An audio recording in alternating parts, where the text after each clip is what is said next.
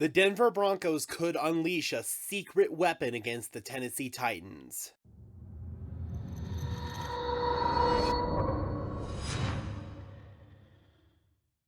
What's up, guys, and welcome to Denver Broncos Syndicate, part of the Sports Syndicate family of channels where we are dedicated to bringing you content about our favorite sports teams. I am your host, Gage Madrid. Before we jump in, we are so close to our big goal of 1,000 subscribers, guys. We are now just 70 subscribers away. We're trying to reach 1,000 by Thanksgiving. I really believe that that is an attainable goal. So if you want to help us out, please do us a big favor and smash that big red subscribe button. It's a free and easy way that you can help support the channel, and it would really mean a lot to us. Now, ever since Javonte Williams went down with a torn ACL in Week 4 against the Las Vegas Raiders, the Denver Broncos running game has really struggled to find its identity. Melvin Gordon leads the team in rushing with 265 yards on 75 carries, but that is just an average of 3.5 yards per carry. That is not great.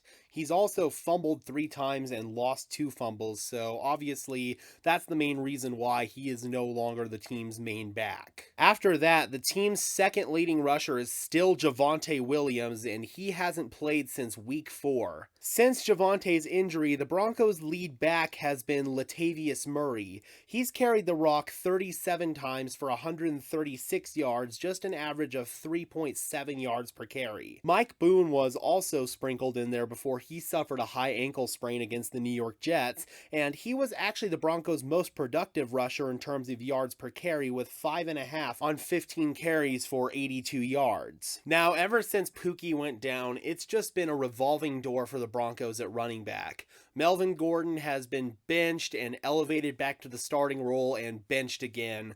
Latavius Murray has been somewhat serviceable. He scored a rushing touchdown last week, but he's also someone who has somewhat struggled and doesn't really seem to be a consistent runner for us. Now, Sayer Bettinger of Predominantly Orange believes that one way that the Denver Broncos could potentially inject some juice into this overall anemic running game is to unleash a secret weapon, and that is running back Marlon Mack, who we signed off the San Francisco 49ers practice squad and is someone who is in line to make his Denver debut coming out of the bye week against the Tennessee Titans. Now, there was one point in time where Marlon Mack looked like he was going to be the starting running back for the Indianapolis Colts for a long time. Unfortunately, as we know, the NFL stands for not for long. Injuries really have derailed Mack's career over the past couple of years, and he ended up losing his job in Indianapolis to sensational running back Jonathan Taylor. For the first 3 years of his NFL career, Mack seemingly just got better and better every year before ultimately running for over 1,000 yards in the 2019 season. During the 2020 season, Mack tore his Achilles at the worst possible time, his contract year, and re-signed with the Colts in 2021 to only appear in 6 games. Here in 2022, Mack was the presumptive RB1 for the Houston Texans before the offseason emergence of breakout rookie Dameon Pierce, who has been one of the best backs in the league so far this year. The Texans cut Mack, who then resurfaced with the San Francisco 49ers. The Broncos plucked Mack off the 49ers practice squad, and after the team acquired Chase Edmonds in the Bradley Chubb trade, they decided to cut Divino Zigbo instead of Mack, keeping the former 1,000-yard back on the roster. Over the past couple of weeks, the Denver Broncos have really made a conscious effort to revamp their backfield. Chase Edmonds, of course, was brought in the Bradley Chubb trade, and he has shown some nice moments in his time with the Arizona Cardinals last season. Then we have Latavius Murray, who's been the consistent, steady veteran for us. Melvin Gordon's still here. God knows what's going on with him.